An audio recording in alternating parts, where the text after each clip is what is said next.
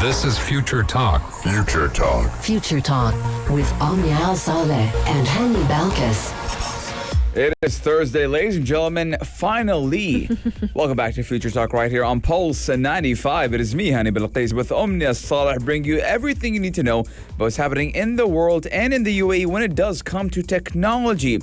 But ladies and gentlemen, we have some very interesting but good news. Yes, indeed. Today is Global Recycling Day, and during the COVID-19 pandemic, we've been using masks, we've been using gloves and sanitizers, and these are all things that you may not be able to recycle or reuse. And this is exactly why this year, more than any other year, it's very important for us to try and recycle and reuse whatever we can. So whether it was switching from a plastic bottle to using glass bottles to drink water, or even avoiding the use of any form of plastic as much as you can. At the grocery store, if you don't need to use as many plastic bags, try to cut down on that, or maybe use reusable bags. But today on the show, we're going to be telling you some interesting applications that will help you on your journey to recycle, reuse, and reduce the waste we have. Yes, indeed. In the past couple of days, we've seen the weather was a little bit dusty. Why is that? Well, the UAE has sent a satellite, or has a satellite, which will measure the UAE dust levels, and that will be happening after March 20th. So I think we have about 2 days until the research does start, and we're going to get to know, why do we have so much dust? You're right about that. We're also going to be talking about Samsung launching a new budget smartphone to take on Apple as the 5G rivalry heats up. To find out about it, make sure you stay tuned right here on Future Talk. Yes, indeed. And we're also talking about my favorite Apple company, which is Apple.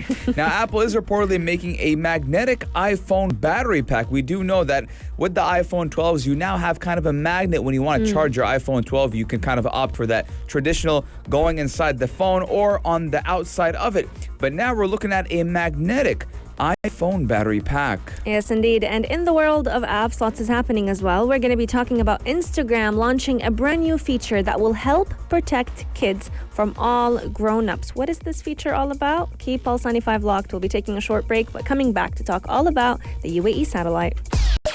Daily digital news. Bits and bytes connect our world.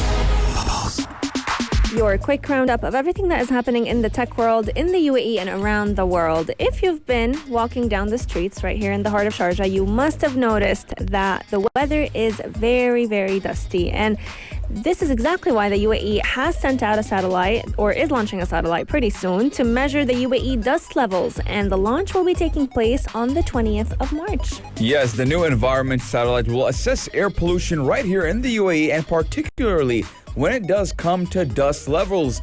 And it will have it after it launches this Saturday, March 20th. Now, the satellite will be carried into space by a Russian Soyuz 2 rocket from Kazakhstan at 10 a.m. on Saturday local time. Now, the Mohammed bin Rashid Space Center and Dubai Municipality are overseeing this project. Yes, indeed. The satellite is 15 kilograms. It weighs 15 kilograms, and it's built by the University of Toronto's Spaceflight Laboratory. The findings coming from this satellite will help us right here in the UAE to create a database on the pollution levels, and this will actually be sent to the Ministry of Environment and Climate Change. Now, we do know that sandstorms are common in the UAE and other parts of the Middle East. Now, besides sand, they can actually contain silica crystals, bacteria, even dust mites, and going to the extent of viruses that can cause respiratory disorders and carry infectious diseases. Now, we've seen dust kind of be at an all-time high the past couple of days. I remember I was going into my car, or walking to my car, and as soon as I opened the door, dust came all over from the roof of my car. I was like, what is going on? But thankfully, actually, today, dust levels are a little bit lower. I agree. It's the worst feeling, especially when the car is just accumulates lots of dust, lots of sand. But coming back to the story with the satellite, the DMSat-1 will also be monitoring the concentration of greenhouse gases that tend to contribute to climate change, like carbon dioxide, methane, and water vapor. We've definitely seen different efforts being done right here in the UAE, whether it was through the adoption of electric vehicles or even through simple steps like encouraging Yes. us to recycle, to reuse, to reduce, and what better day to talk about the story other than the Global Recycling Day? Yes, and when sandstorms do come, all those things that have been littered kind of form a small tornado. Yeah. And now, because of the COVID-19 pandemic, we see a lot of mask tornadoes. Just a bunch of masks rolling around in the street. But when we go back from the separation from the rocket, it is expected to take place 4 hours after liftoff, and the first contact with ground control should take place at 3 a.m. So the launch will be at 10 a.m. And we will have contact with ground control at 3 p.m. Now, the satellite, which is called DMSat-1, will be placed at an orbit of 730 kilometers above the Earth's surface, and the satellite is one among a cluster of small payloads from 18 countries, which do include Saudi Arabia and Tunisia, and that will be delivered into space on board the rocket. Big news is happening right here in the UAE, and we're definitely excited, and we'll keep you updated with how the launch goes on Saturday. But coming up on the show, we're going to be talking all about Samsung launching a brand new budget smartphone, and it is definitely trying to take over Apple. Will it succeed or not? Keep Pulse 95 locked. We'll be right back. Daily digital news. Bits and bytes connect our world.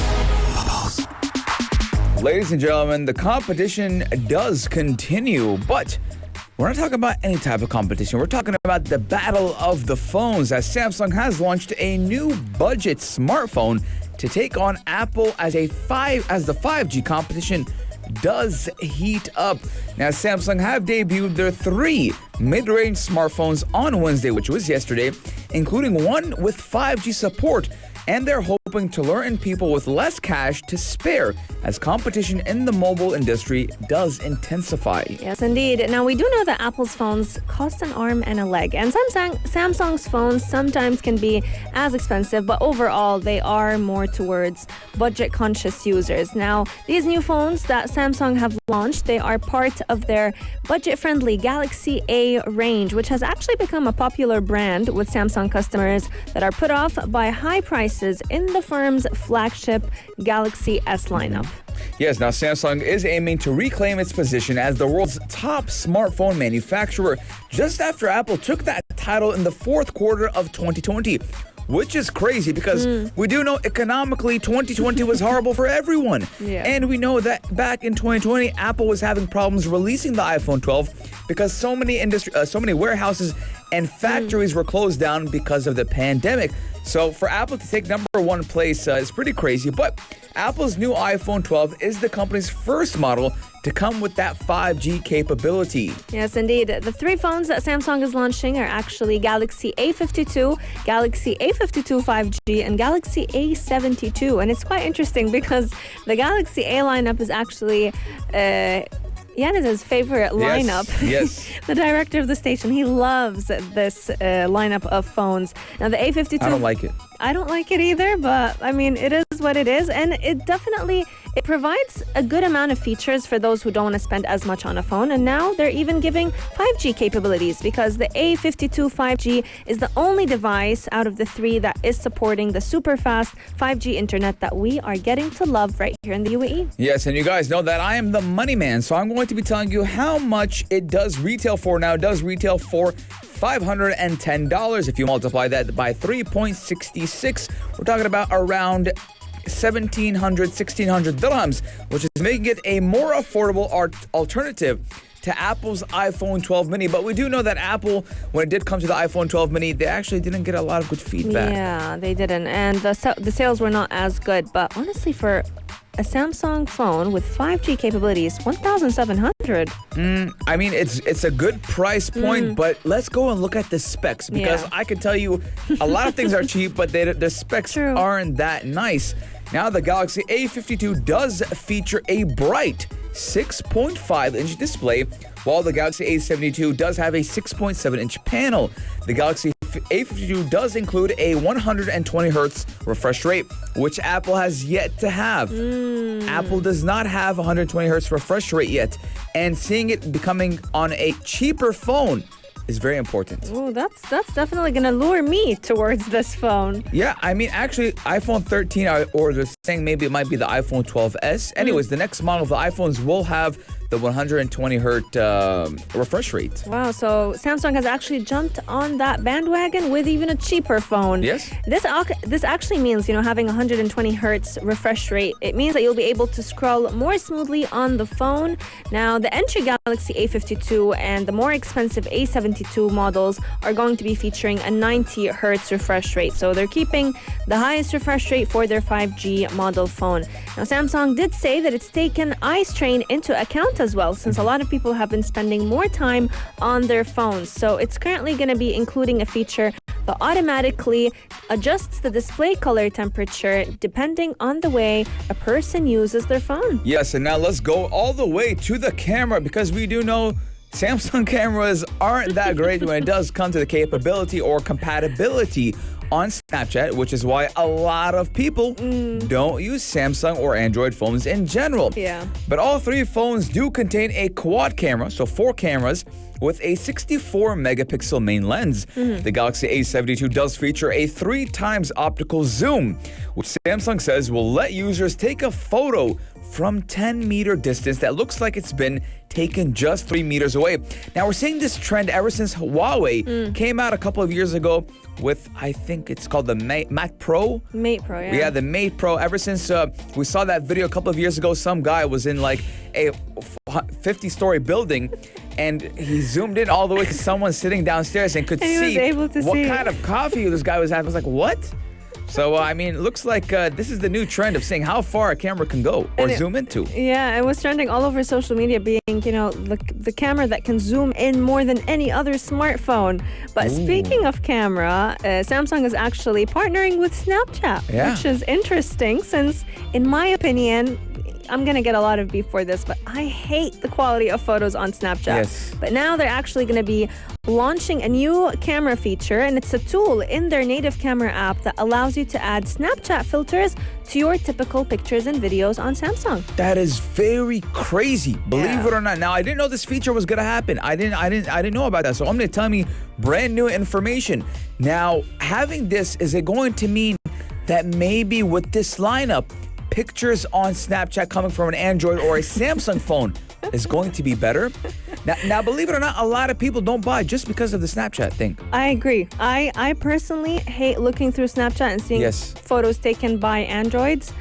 All respect to those who have an A52, any A lineup phone. Or Samsung in general. Or Samsung in general. It's a great phone. We can't deny, especially when it comes to budget. It's very budget friendly. But let's talk a little bit about the battery life, because this is going to also be getting a lot better with this new lineup. So Samsung is promising 2 days of usage without having to worry about charging your phone. This will win me over, because no matter how good iPhone 12s are at charging, they charge up to, I think, 50% in half an hour, if not less. Come on, not having to charge your phone 2 days in a row. That's like a dream come true. This is very good for people who are on the go. Yes. And budget friendly. Now, the A52 and the A52 5G come with a 4,500 milliamp hour battery, while the A72 does have a larger one with 5,000 milliamp hour battery, which is very good. I don't know the specifics. I think we have maybe 4,800 on the iPhone 12. So I don't know exactly. But looking at this at a generalization, right? Yeah. I do believe for a budget-friendly phone under $1,000, unfortunately nowadays we have to say under $1,000. Under $1,000, 5G capability, having those nice cameras, having that nice battery life, having that refresh rate. I do believe this is your go-to cheaper alternative and better than the iPhone 12 mini. I agree. I definitely agree with you on that one. Let us know your thoughts. Are you an Android fan, an Apple fan, and what type of phone, if you have the A lineup, what type of phone are you currently using? We're going to be taking a short break, but when we come back, we're going to be talking about interesting applications that can help you reuse, recycle, and reduce. Pulse 95. Apps all around. What's worth a click and download? Let's have a moment of honesty over here. We do know that a lot of the times we tend to use, and not think about where things are going, you know? Where it goes. Literally. So we use face masks. Not everyone uses reusable face masks. We use gloves. We use, I don't know, you name it, COVID-19. Sanitizers. Yeah. Yeah, so a lot of people, when they'll have sanitizer face masks in their cars, and as soon as the sanitizer finishes, unfortunately, they do litter. They don't recycle. When they finish from their masks, they'll throw it in the street. We've seen a lot of it happen right here in Sharjah and in the UAE. I mean, this is a problem that we've seen a lot of people do, and they're not kind of taking caution when it does come to recycling. But today is what, Omnia? Today is Global Recycling Day, and this year more than ever, we need to make sure that whatever we can, reuse, reduce, recycle, we are doing our best to help reduce the amount of waste that is spreading in this world. And one app that is helping us do just that is the BIA app right here in the heart of Sharjah and the entirety of the UAE. Yes, we're talking about UAE's BIA, which is an app, which is a location-based mobile app that allows users to raise service requests and identify recycling locations, and it's available on the Apple iOS and Google Play Store. So you can't say, well, I don't have the app, or it doesn't support my phone. Now, the app has been designed to provide ease of convenience to raise service requests and identify locations of recycling. Now, the development of the mobile app is part of the company's goal to equip users with platforms that facilitate two-way communication. Let me tell you, I've downloaded the application and it's so seamless. It's very easy to use. It will give you a little bit of like a Google Maps location map, so you can find out exactly where are all the recycling bins, even donation bins. So if you have old clothes and you want to go ahead and donate it, you can find exactly where you can drop them off. Yes, and thankfully right here in the UAE and Sharjah, the government has provided with us a lot of recycling bins. When you see a garbage can, you're going to see a recycling bin. I don't know if you've been on the Corniche, Omnia, in Sharjah, Buhaira. Of course. Right, you'll have that big tin garbage bin, and you'll have one for recycling, one for glass bottles, one for plastic bottles, and one for miscellaneous items.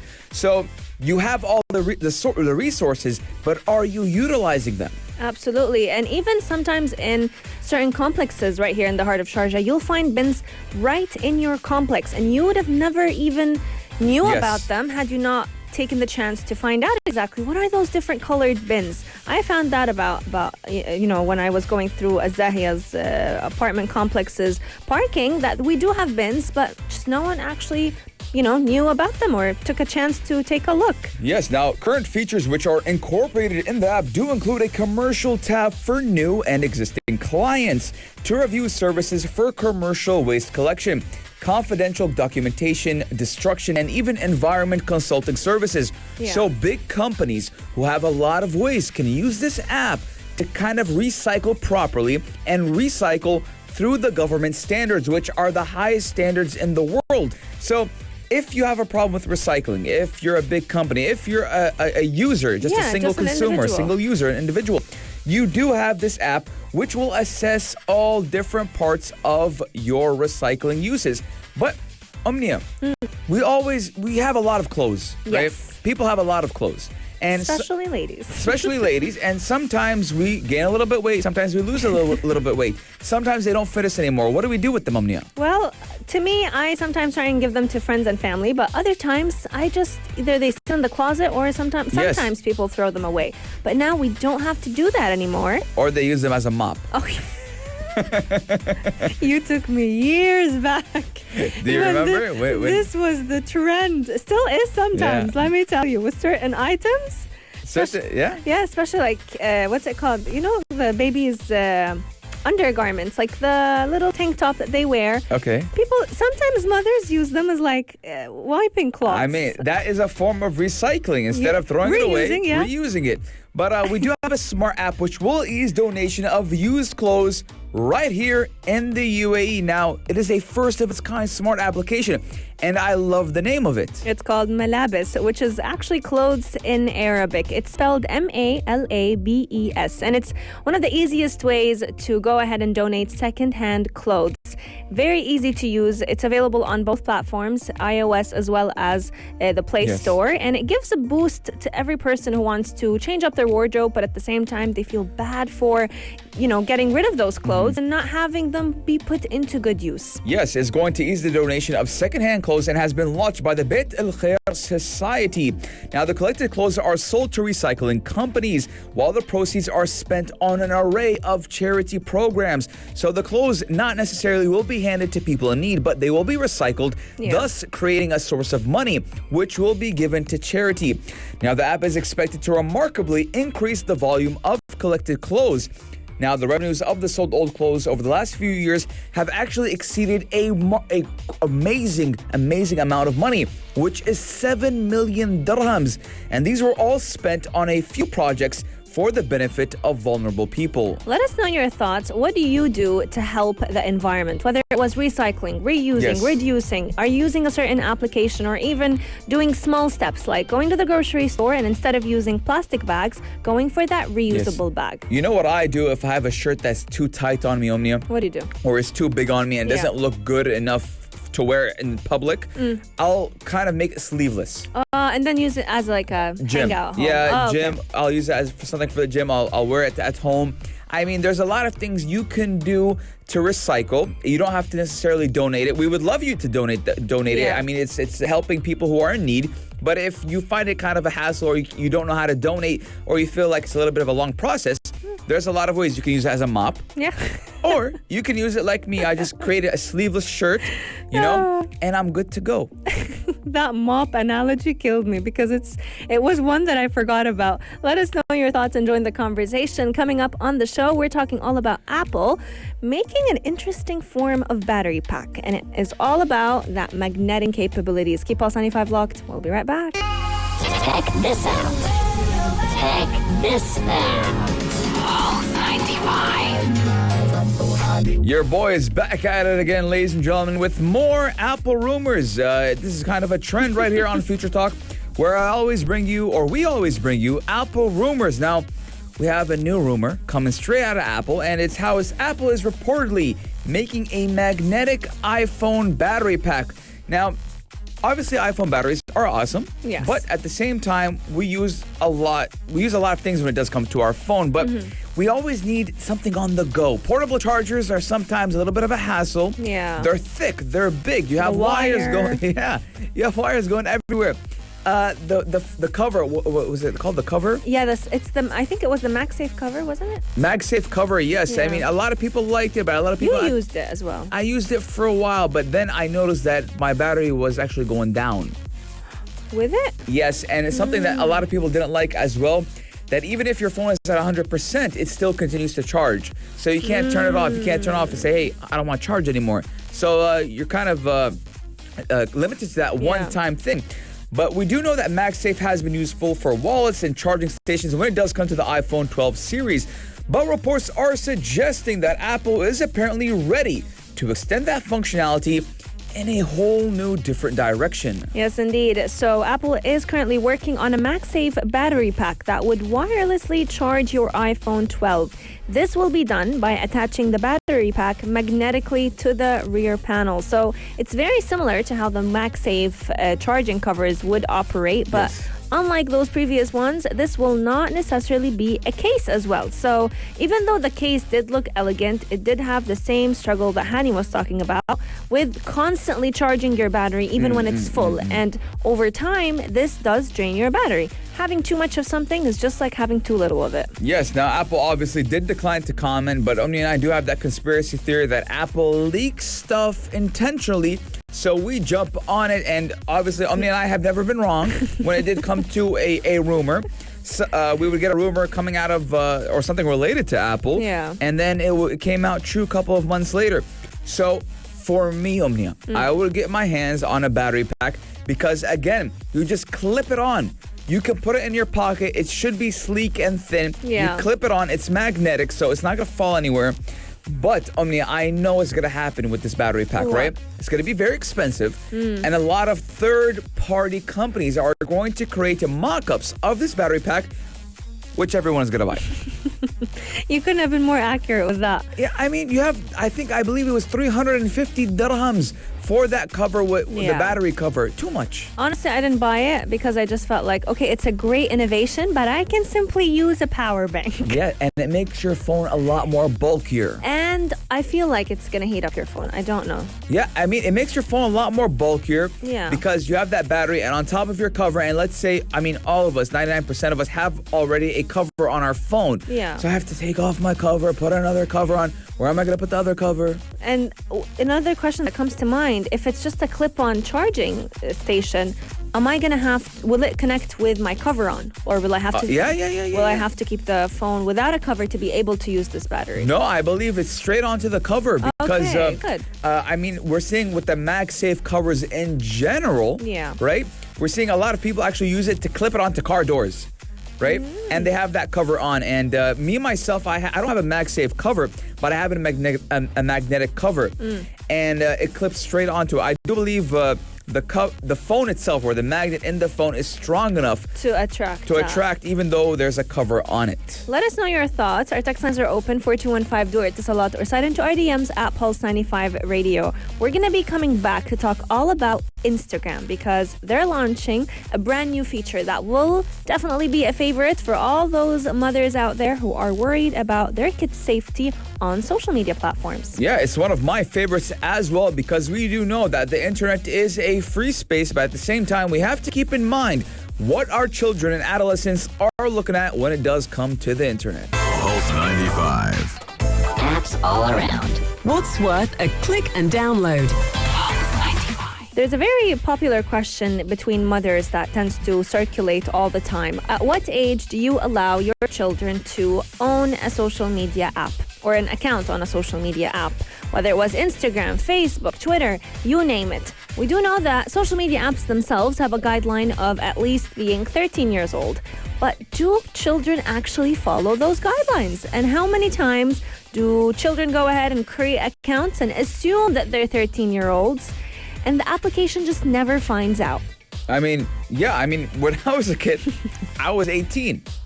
When I was a kid, I was 18. When I was 12, I was putting that I was on 18 on a lot of websites, Yeah. especially when it did come to gaming, or 16 and plus, because some games that I had to play online, I had to register for. But we're looking at Instagram making a safety feature using AI, using artificial intelligence to comprehend genuine age of users. Now, we're looking at Instagram tackling this. Why? Because unfortunately, there are predators on Instagram. There are predators on every type of social media app, grown-ups who target children to kind of exploit children because children are naive. They aren't educated when it does come to internet safety. Yeah. And right here in Sharjah, Omnia, there's a lot of workshops, online workshops, teaching parents how to educate their children when it comes to cyberbullying, online harassment, and when someone older talks to a person or a child on Instagram or on any type of social media. Yeah, we always hear the comment or the advice, never talk to strangers, but that also applies online. So now Facebook and Instagram are recognizing that asking people who are signing up to accounts about their birthday won't prevent them from lying about their age. So what they're doing is now creating different artificial intelligence advancements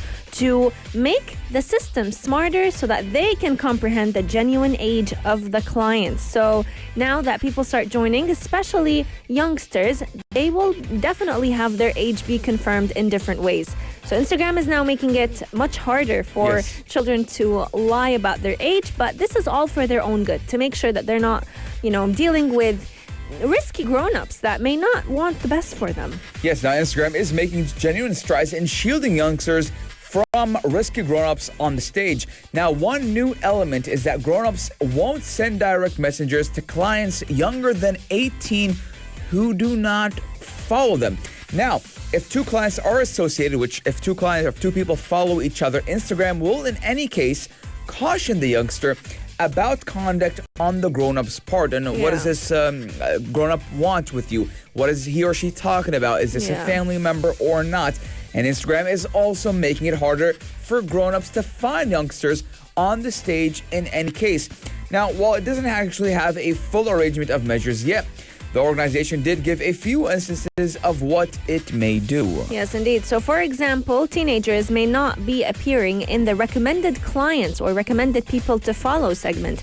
And also, any content from young people may not be noticeable for grown-ups in the Good. Reels and Explore tabs. And this is great news, especially because we do know that the algorithm is all about getting everyone's content on everyone's feed. Now, 15 years ago, you would hear from your parents, don't go into the van of candy. Oh, no yes. one gives out free candy, right? Don't go into that van.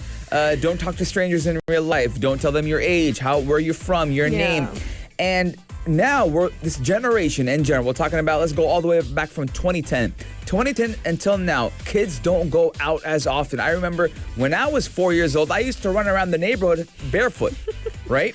But now, how many 4-year-olds do you see running around the neighborhood? You see them running around with Fortnite. iPads and Fortnite in their hands. Yes, you see them in Fortnite. You see them online. You see them on Instagram, making TikToks. 100%. This is their generation. I'm not saying it's wrong. But what we need to do is educate these parents to educate these children, or even just educate the children directly. Now, there's a lot of cases inside the U.S.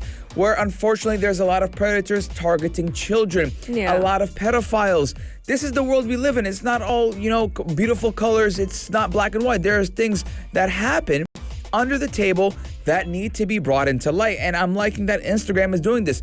Omni and I have actually talked about YouTube and how YouTube now has their own app for kids called YouTube Kids app. And even teenagers. And even the parents can view what the child is watching. 100%. And to find out that social media platforms are using AI to get a little bit smarter about the different strategies kids can use to get on those applications is great news. Let us know your thoughts. We want to hear from all of you. At what age, if you're a parent listening, at what age did you allow your children to get an account on social media, on one of the social media apps? And if you're an adult, at what age did you first get your When was your first email, Omnia? email? Email was sooner, but if I would say social media app, I got my first one at 15. And it was Facebook. It was Facebook. Yes, Yeah. I got my first email. I do believe when I was born. 16 even, not even 15, 16. I think I had my first email when I was 1 year old or 2 years old. Yeah. At AOL.com.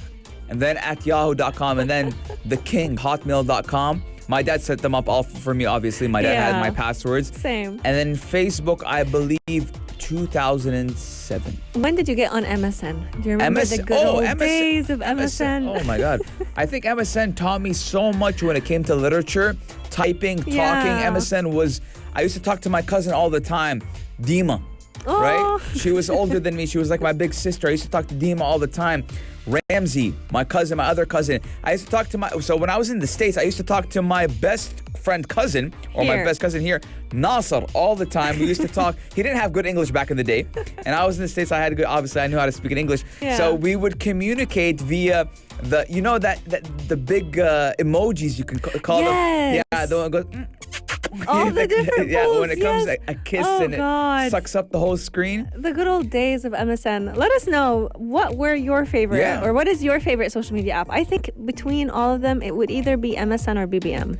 That's got to be a close one. BBM was the top tier when it came to messaging apps.